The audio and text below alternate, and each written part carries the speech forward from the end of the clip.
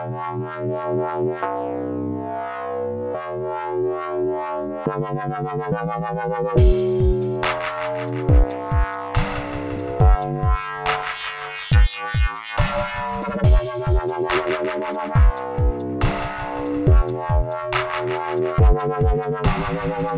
guys, what's up? Brent Kalmer from Blue Water VST. Wanted to come at you today with a brief tutorial on creating a dubstep wobble in what I believe to be one of the most underrated synths out there, which is Ableton Live's Analog. It's a subtractive synth and it's very, very useful. We'll start in and I'm going to give you a sense for how the initialized patch sounds, and then we'll go from there and create the sound that you heard at the beginning of this video. Oops, I didn't mean to do that. So let's do this. You can hear this.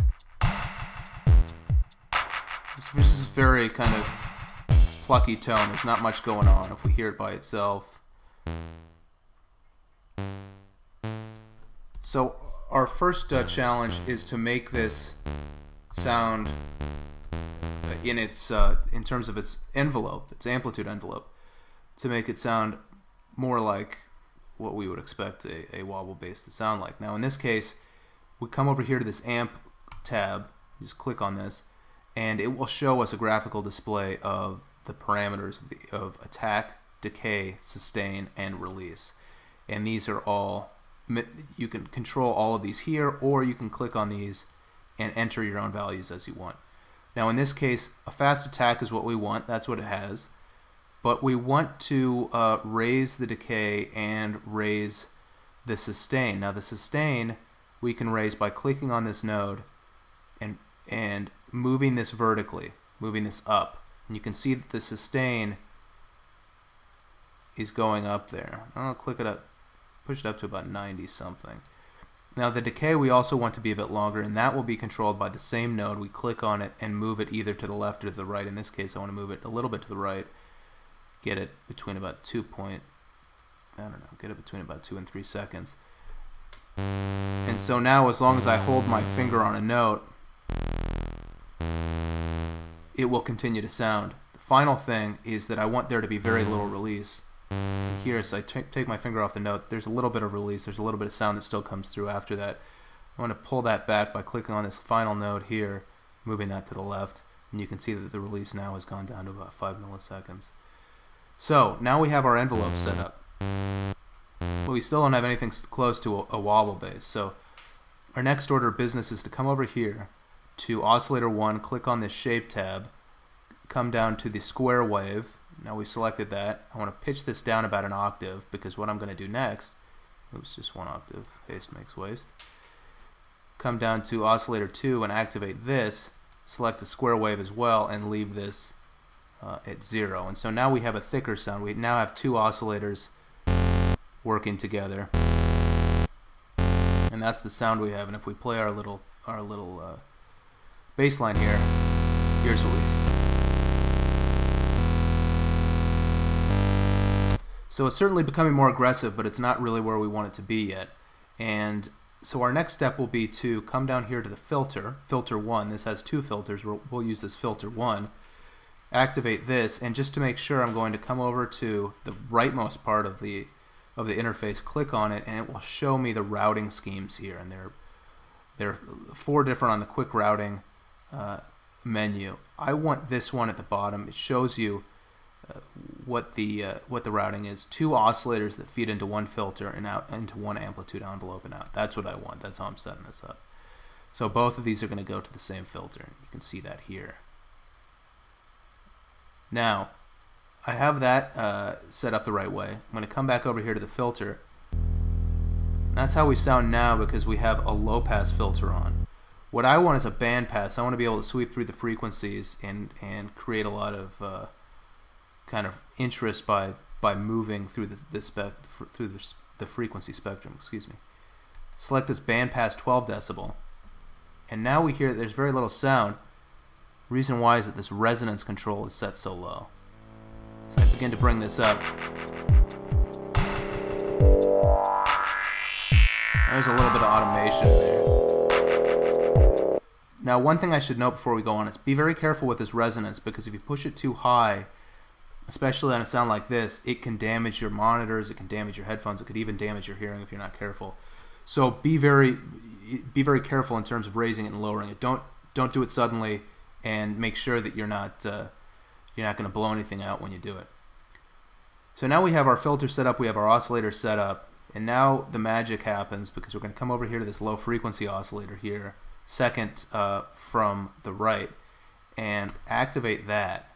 And as this activates, it will switch on to Hertz mode, which will change the period of the low frequency oscillator by selecting discrete or through a continuous span of Hertz. We want to tempo sync it though, so we'll come down to this note icon and click that, and that will sync it to a particular tempo in accord with our project tempo. And now you can see that you can kind of flip through these different beat divisions and come up with what you like. And that's how this is done, because when we come back here, we will see that a lot of the variety is added by switching the LFO rate dynamically. But before we do any of that, we realize it still hasn't changed anything. We've activated the LFO, and in fact I put automation in there, this lane, but you're not hearing anything. And the reason why is that we need to tell the filter that we want to modulate it using this LFO, and this is a very typical kind of modulation that we're about to do.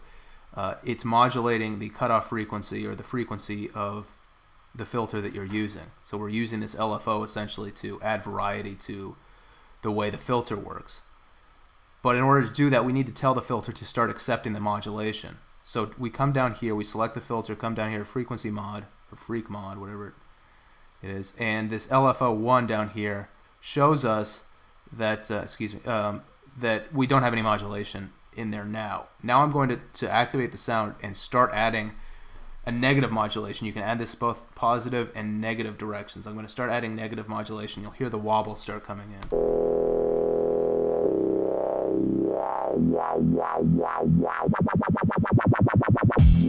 Pretty nice, right?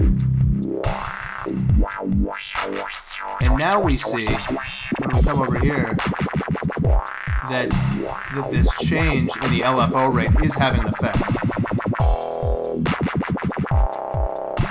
Come back up here and show the sync rate automation. Now a couple final touches that we can put on this to really add a little bit of extra meanness is to come over here and come to this unison. This is a unison detune function, which adds some lushness by detuning the sound. And you don't need much of this, and you already start to, there's a bigness, kind of a lushness that's added to the sound by that. Now if you overdo it, you can even get some interesting effects doing that. Glide, we can add some glide to give more of a bendy sound.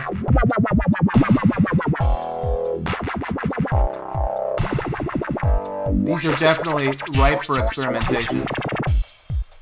And as a final addition, one thing we can do is to come over to Oscillator 2 or Oscillator 1, whichever you prefer, and notice that the pulse width in both of these is set to 50. Now, if we begin to change that, that will also have an effect on the sound. The pulse width, in brief terms, is the width of the square of the pulse wave. And you can Google that easily and find out more about it. It's a pretty straightforward concept. It basically is what it says it is. But if we change that, it can have a radical effect on the sound. So you get a much meaner sound.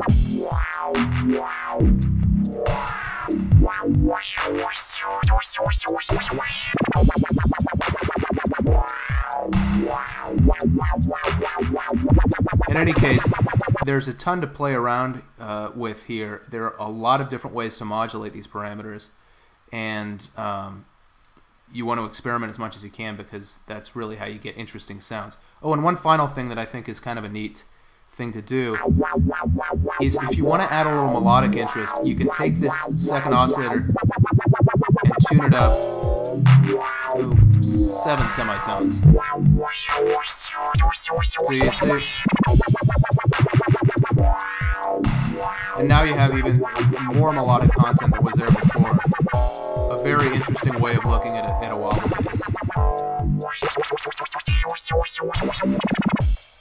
So thanks again for joining me this time, guys. I hope this has been helpful to you. You can take what I've done here and really apply it to just about any synth that you have in your plugins folder.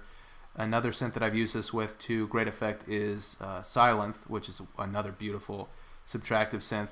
But there's no reason you can't apply it to just about anything out there. So I hope this has been helpful. I appreciate you guys joining me. And until next time, take care. See ya.